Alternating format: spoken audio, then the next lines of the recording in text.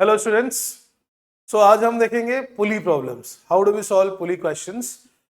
Mechanics में one of the very important concept in laws of motion chapter is pulley. तो ideal pulley क्या होती है बच्चों? Ideal pulley is massless, though there is nothing is massless. हम पढ़ते हैं ये मासलेस भी होती है और फ्रिक्शनलेस भी होती है। वो थोड़ा सा गलत कॉन्सेप्ट है, बिकॉज अगर फ्रिक्शनलेस होगी तो string can not grip on the surface. There is a frictionless, but that friction is zero only at the axle point, जिसके अबाउट ये पुली रोटेट होती है। अब सपोज ये क्वेश्चन है हमारे सामने, एक तरफ है 10 kg का मास, दूसरी तरफ 15 kg का मास, और हमें पता करना है कि इसमें कितना एक्सेलरेशन है and what is the tension. So it is one of the simple problem, but कैसे सॉल्व करते हैं? जनरली हम एफबीडी बनाते हैं, इक्वेशंस बनाते हैं, then we solve question. So एक बार हम उस मेथड से करके देखते हैं। When we draw the FBD, इसका फोर्स नीचे m1g, ग्रेविटी हमेशा नीचे लगती है विच इज डाउनवर्ड्स m2g, और स्ट्रिंग रस्सी हमेशा पुल करती है, string always pulls towards itself. ये ब्लॉक को ऊपर, पुली को नीचे, दूसरी तरफ पुली को भी नीचे, और नीचे वाले ब्लॉक को ऊपर, because it is one single string. Ideal string में हर जगह टेंशन सेम होता है, अदरवाइज रस्सी बीच से टूट जाएगी। अब अगर हमें कैलकुलेशन करनी है एक्सीलरेशन की, then what we do, right side का फोर्स है बड़ा, बिकॉज इसमें वेट लग रहा है 15 kg ब्लॉक का, ये नीचे जाएगा। 10 kg हल्का है, ये ऊपर जाएगा। Now we write the equation. Equation कौन सी? Newton second law equation. Net force on a body is equal to mass times acceleration. तो ये इस क्वेश्चन को करने का लेंदी तरीका है जो सब्जेक्टिव में हम लोग यूज करते हैं। एक बार उसको करते हैं and then we will see how do we solve pulley questions very quick. So equation लिखेंगे अगर हम न्यूटन सेकंड लॉ की, for block m1, for mass m1 पे ये ऊपर जा रही है, सो ऑफ कोर्स ऊपर का टेंशन नीचे के वेट से ज्यादा होना चाहिए। P minus m1g is m1a। Block m2 is going downwards, इसलिए m2 का फोर्स नीचे वाला बड़ा होना चाहिए, then only it will go downwards. m2g minus tension T is equal to m2a। दो इक्वेशन है हमारे पास, सॉल्व करनी है। One of the variable is tension, दूसरा वेरिएबल जो पता नहीं है वो एक्सेलरेशन है। So how do we solve? Add these two equation, 1 + 2, P minus T cut जाएगा, m2g minus m1g is equal to m2 plus m1a। जो भी न्यूमेरिकल वैल्यू होगी हम इसको निकाल के सॉल्व करेंगे, and you can learn this as a result also. इसको हम बोलते हैं Atwood machine. Pulley is a machine जिससे कोई हेल्प मेहनत में तो नहीं होती है, लेकिन डायरेक्शन में होती है। तो कुछ बच्चों ने पढ़ा भी होगा, ACSC वाले बच्चों ने अपने 9th ग्रेड में। अब इस क्वेश्चन को हम तुरंत कैसे निकाल सकते हैं? Quickly how we solve, what is the shortcut trick? Same question we can do in seconds. How?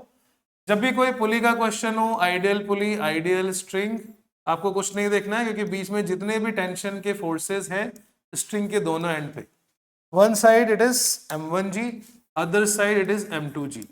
बीच में जो भी फोर्सेस लग रहे हैं वो सारे के सारे फोर्सेस हैं इंटरनल फोर्सेस। इंटरनल फोर्सेस क्या होता है बच्चों? इंटरनल फोर्सेस होते हैं जो सिस्टम के अंदर ही आपस में कैंसिल आउट हो जाते हैं। जैसे इस स्ट्रिंग का टेंशन, ऊपर का टेंशन, दोनों equal and opposite, cancel, tension tension cancel. One of the perfect example of internal forces और मस्कुलर फोर्स, अंदर ही है, एक मसल ने दूसरे पे लगाया, cancel out, net resultant of tension tension cancel out.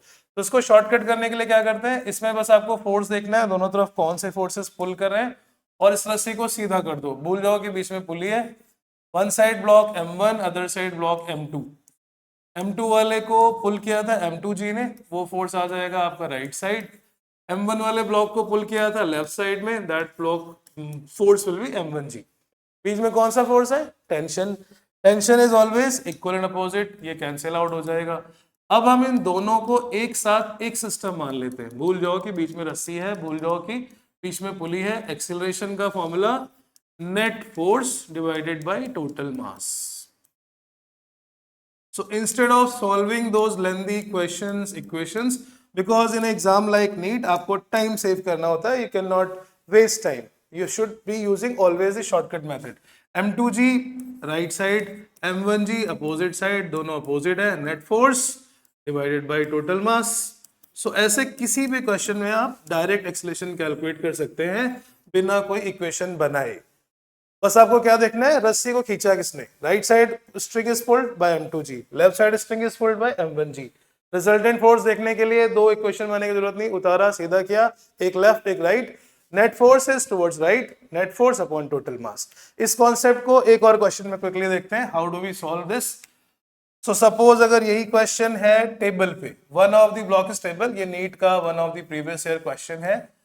One side block is on the table, other side block is hanging. ये है केवल 10 kg का, and the block which is on the table this is 20 kg।